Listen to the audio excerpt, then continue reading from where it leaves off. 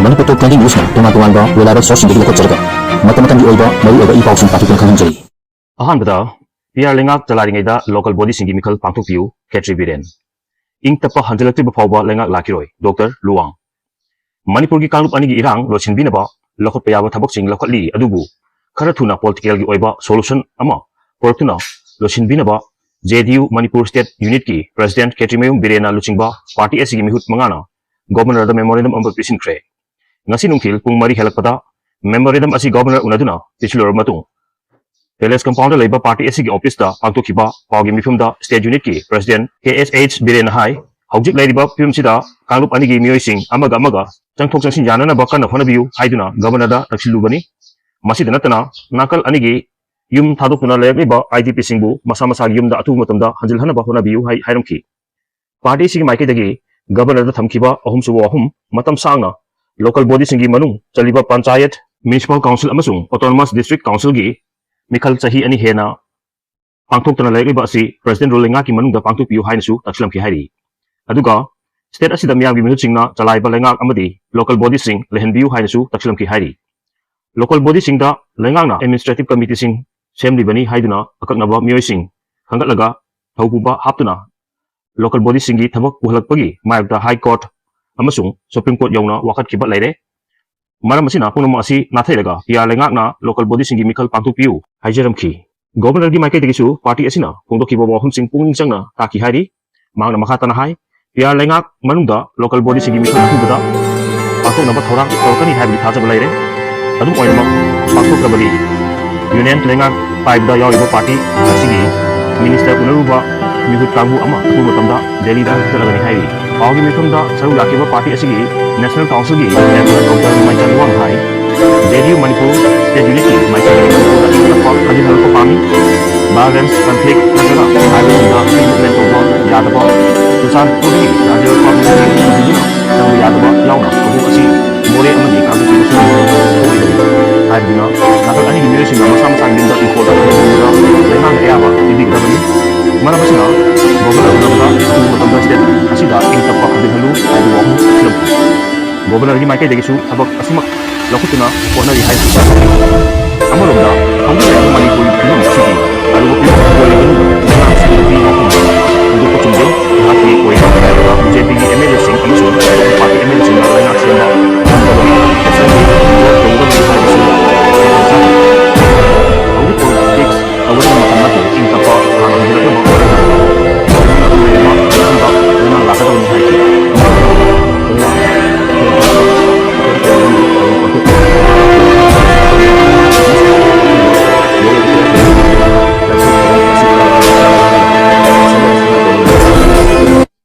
Khairak pomgi sirol amana phungdrokli tharum asi kanglagi santhong chithekta leiba leimarel sidabigi loktak maruda ithong phatuna makoi thaduna pangki sahi amagi kangla laifamlenda chaknam pinam khiba phattaba thabak tawkibasing adu sengdoktuna yaifana pangtuba thorom amani hairi kanglagi sangoi yumphomda chothe thangwai pakhangbagi mapari ama pokibagi matamda khunjasinga thawai bidabadagi lok wangmada mayum hongki mapari sina u yanbada mapari gi matik mayai hapkibagi wari nisingduna pakhangba mirel krong hongba pangthokpani ngasi pangthokiba kangla ithong phatpa amadi krong hongbagi thorum asi sana konungi hamnaiba amaiba pena amaibi amadi utragi sanglap sing yauna pangthoki thorum asigi makha chatrakpa oina ahingi matamda pawnam hidenda ibudawgi mahumda puyom thagani hairi makha tarpada July loislakpada Myanmar gi state of emergency loibaga loinana achobu political gi oiba ohungba lakadawri Myanmar gi Indiagi state administration council gi SAC na lauthokiba state of emergency asi thasida loigadabana maram oiraga Indiagi administration na achobu political gi oiba ohungba ama poraknaba thorang khre haina agency gi pauna phungdawri sahi asigi December thada pangthoknaba thorang tawriba Myanmar gi general election asigi mangoinana political gi oiba ohungba poraknaba thorang liba asina Unda regime gi structure da ohungba kharadi uwa phangani adubu Myanmar gi administration gi maru oiba power singdi unda gi boss min ongi putta adumak lagi dawri hairi unda 2021 da military unda na National League for Democracy gi lengak ku tawduna lahenki draba matung sahi amagi oina state of emergency laktokibani nasigi matungda tha taruki oina state of emergency asi atumak sangdokuna ngasi fawba lakibani Adubu state of emergency asi tha asigi kunsa mathoida loiragani hairi masigi matungda unda laingana administration gi power ayamba National Defense and Security Council da khusinanaba thorang tawkadawi NDSC asi Myanmar gi National Security Defense amadi emergency government na chingba hiramsing yengsiliba constitutional body amani military hundana general election pangthok lagani haina wasakhiba galonena kumja 2008 da draft tawkiba constitution gi matung ina military undana member ara mathoina saba NDSC asida power khusinanaba hagibasi mandatory okibani power khusinara matung general election da tha taruki manungda pangthokadabani haina constitution asida mayak sengna pali constitution asigi matung ina NDSC na legislative power pasin bagal loina executive amadi judicial body singi maru eba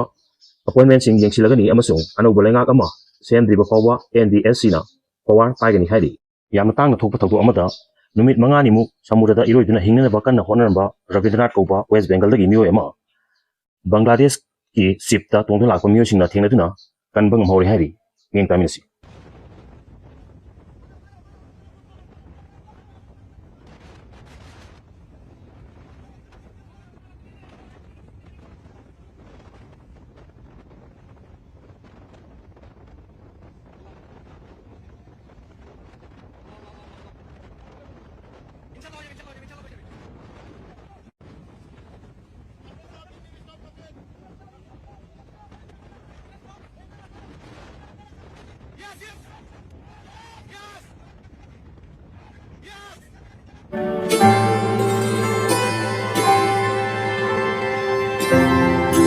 Aduga makha tarkadana Indian Armed Force na hawik sinariba insas rifle asi India da saba AK-203 asina sindolagani hairi masina Indian Armed Force ta Anouba game changer ma oigadawi AK-203 asi the Indo-Russian Rifle Private Limited Company Uttar Pradesh ki Amichi haiba masida laiba company asina semgadawri bani amadi semdana supply kya ama hawkre hairi kula asigi shooting range asi 25 meter 25 oi aduga magi minute amada 700 round kapangami hairi Indian Armed Force ta lakh taruk weapon asi supply tawdawi aduga supply tawi contract ta crore lising manga gachani gi contract ama Indian Armed Force amadi company siga dealing tawduna laire aduga hariba AK-203 asi AK-47 amadi AK-56 ka compare tawma tamda yamna sophisticated oiba and powerful oiba yamna khudong saba ama oigadawi Information Directorate ki makhada action Birla Emporium Private Limited amasung masigi director irabantagi mathakta prosecution complaint file tawkre investor lising manga rom da namthak tawbugi charge Manipur Police CID crime branch na IPC gi tungan ba section singi makhada lokatpa case amada yumpham oiduna Information Directorate ED Imphal sub zonal officer na satharkiba investigation gumari lenana MS Birla Emporium Private Limited amasung masigi director yumnam irabanta amasung chairman miyoi singi mathakta prosecution complaint PC ama file tawkre hari director asina thadrokpa cherol amana haibada CID crime branch na lokatpa case ta yumpham oiduna ED na MS Birla Emporium Private Limited amasung MS Ira Finance Private Limited ki director yumnam irabantagi mathakta investigation tatharkibani case asigi matung ina kumja 2019 dagi na 2021 fau gi manunga wa irabanta sasinaba investment deposit scheme sing operate tawduna investor singda sale hena panghangani haiduna thajalaga deposit sing yi senpham sing haina thokibani hairi idina chatharkpa investigation gi matung ina wa irabantana ahenba senpham sing panghangani haiduna thajalaga miyamda charob senpham sing khomjinduna loan yada monga deposit scheme sing report operate tawki